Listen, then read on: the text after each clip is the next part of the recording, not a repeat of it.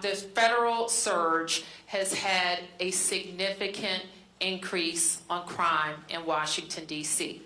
And we greatly appreciate the surge of officers that enhance what MPD has been able to do in this city.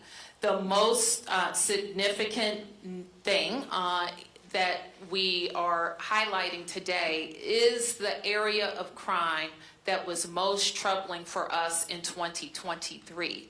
Now, we have driven it down over the last years.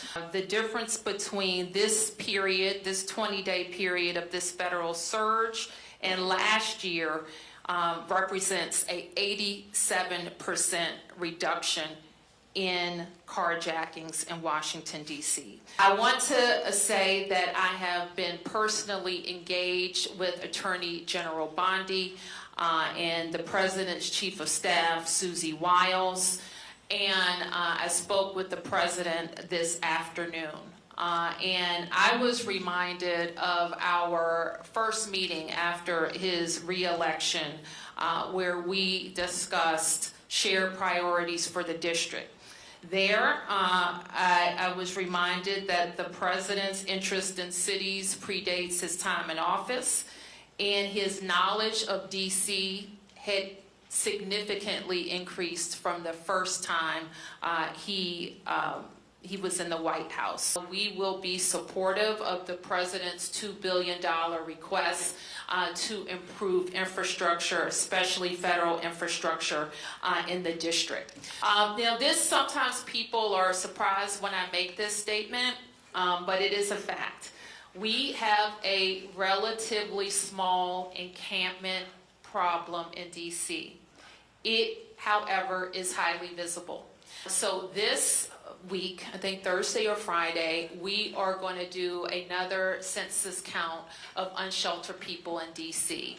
That will give us an accounting of if any tents remain, where those tents are, the number of residents living there, and the number of people who may not be in tents but are still on the street.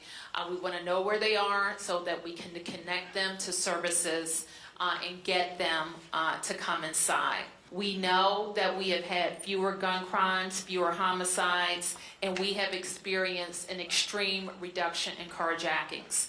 What we know is not working is a break in trust between police and community, especially with new federal partners in our community.